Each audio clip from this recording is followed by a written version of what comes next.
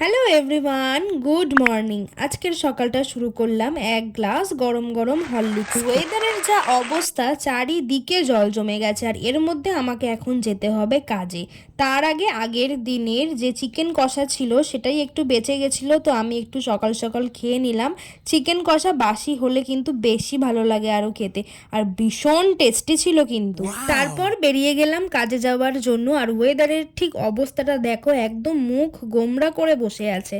বাড়িতে পৌঁছে গিয়ে দেখি এই লাট সাহেব হাত পা ছড়িয়ে উল্টো হয়ে শুয়ে আছে। কাজটা সেরে আমি বাড়িতে এসে এখন লাঞ্চ করতে বসেছি। লাঞ্চ করেই বেরিয়ে যাব। আর আজকে লাঞ্চে ছিল চিকেন কষা আর ভাত। হ্যাঁ, তোমরা আমাকে বেশিরভাগ চিকেন খেতেই দেখো, কেননা আমি চিকেন খেতে ভীষণ ভালোবাসি। সোনারপুরের বাড়িতে এসে আমি ঘুমিয়ে পড়েছিলাম। ঘুম থেকে উঠেই দেখি আবার বৃষ্টি পড়ছে। মানে কি বাজে ওয়েদার বলো। আর এই ওয়েদারে কিন্তু না বাড়িতে বসেই ভালো লাগে, বাইরে বেরিয়ে একদমই ভালো লাগে না। নিজের জন্য চা করে আমি এখন একটু খাই। আজ তবে আসছি, দেখা হচ্ছে কালকে।